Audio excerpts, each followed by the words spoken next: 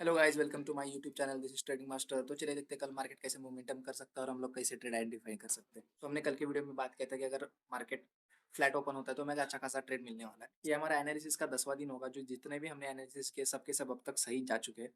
तो हमने कल के एनालिसिस वीडियो में बात किया था अगर मार्केट फ्लैट ओपन होता है कुछ यहाँ पे तो हमें एक अच्छा खासा ट्रेड मिलने वाला है। तो मार्केट ने परफेक्टली फ्लैट ओपनिंग दिया, लेकिन एक एक 15 मिनट का कैंडल ऊपर बना के जहाँ वहां से मार्केट ने फॉलो करना स्टार्ट कर दिया।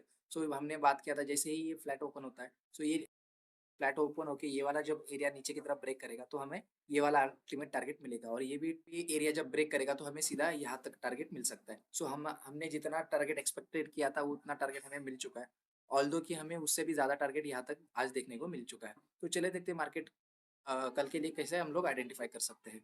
निफ्टी ने आज सपोर्ट एरिया पे अच्छा खासा क्लोजिंग दिया है। ये एक अच्छा खासा सपोर्ट है जहाँ से निफ्टी ने 3 बार सपोर्ट ऑलरेडी ले चुका है। सो अभी ये ज्यादा वीक होने के चांसेस है, ये ज्यादा वीक हो चुका है। ये कल के दिन हमारा ये फ्लैट रेंज होगा।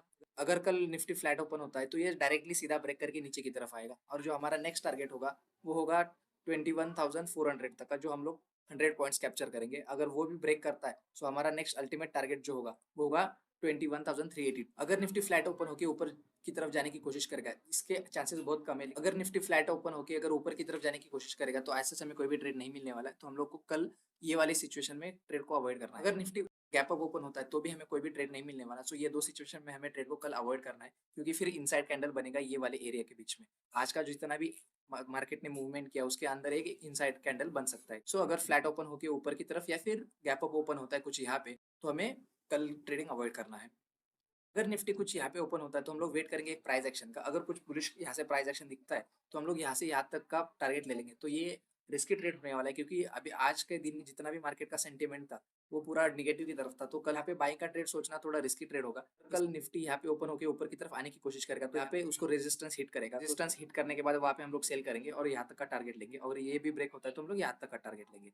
इन केस अगर निफ्टी गैप डाउन ओपन होता है और कुछ नीचे जाने की डायरेक्टली कोशिश करेगा तो हम लोग ऊपर का स्टॉप लॉस रख के डायरेक्टली यहाँ तक का टारगेट ले रही है। चलिए देखते हैं बैंक निफ्टी को हम लोग किस तरह से कल आइडेंटिफाई कर सकते हैं। हमने कल की वीडियो में बात किया था कि बैंक निफ्टी कुछ ये वाले ट्रेंड लाइन के सहारे धीरे धीरे ऊपर की तरफ शिफ्ट होने की कोशिश कर रहा है। सो आज बैंक निफ्टी ने ऊपर तो ओपनिंग दिया लेकिन वो सस्टेन नहीं कर पाया और इमीडिएटली ट्रेंड लाइन के नीचे आ गया। तो ये फर्स्ट साइन हो गया कि ट्रेंड लाइन फेक ब्रेकआउट होने का। तो जैसे फेक ब्रेकआउट होता है एक अच्छा खासा मोमेंटम आ जाता है नीचे की तरफ। तो अभी जो बैंक निफ्टी ने जो क्लोजिंग दिया है वो एक अच्छे खासे सपोर्ट एरिया पे दिया है। तो ये सपोर्ट एरिया कल के दिन कोई भी काम नहीं करने वाला, क्योंकि ये मल्टीपल टाइम टेस्ट हो चुका है। ऑलमोस्ट ये 5-6 बार यहाँ पे टेस्ट हो चुका है। तो ये ज्यादा वीक हो गया है, तो यहाँ पे सस्टेन होने के चांसेस एकदम ना के बराबर है। सो अगर कुछ ये वाले एरिया में अगर मार्केट कल ओपन होता है तो हम इसको फ्लैट कंसिडर करेंगे। और यहाँ पे अगर फ्लैट ओपनिंग होता है तो ये सपोर्ट ज्यादा देर तक काम नहीं करेगा, ये डायरेक्टली ब्रेक करके नीचे की तरफ आने की कोशिश करेगा। सो इसके बाद जो हमारा डायरेक्टली अल्टीमेट टारगेट होगा वो 47,000 का होगा, क्योंकि ये साइकोलॉजिकल नंबर भी है और एक अच्छा खासा सपोर्ट भी है, यहाँ पे बन सकता है। अगर कल मार्केट ज्यादा ही गैप डाउन ओपन होता है कुछ यहाँ पे तो हम लोग वेट करेंगे इधर ऊपर की तरफ जाए या फिर नीचे की तरफ जाए। जहाँ पर भी जाए, अगर नीचे की तरफ जाने के बाद अगर यहाँ पे कुछ भी बुलिश बुलिश सेटअप दिखता है या फिर ये भी ब्रेक डाउन करता है तो हम लोग पुट की तरफ जाएंगे। अगर यहाँ पे कुछ भी बुलिश साइन दिखाता है तो हम लोग थोड़ा ऊपर की तरफ एक छोटा सा स्कैल्प करेंगे। अगर बैंक निफ्टी यहाँ पे ओपन होकर ऊपर की तरफ जाने की कोशिश करेगा तो एक रेजिस्टेंस हिट करेगा। जैसे ही नेगेटिव कैंडल फॉर्म करेगा वही कैंडल पे हम लोग यहाँ पे सेल करेंगे और यहाँ तक का टारगेट ले लेंगे। इनकेस अगर ज्यादा गैप अप ओपन होता है या फिर फ्लैट ओपन होने के बाद अगर ऊपर की तरफ जाके सस्टेन करता है तो हमें कोई भी ट्रेड नहीं मिलने वाला है। कल के दिन हमें ट्रेडिंग अवॉइड करना पड़ेगा।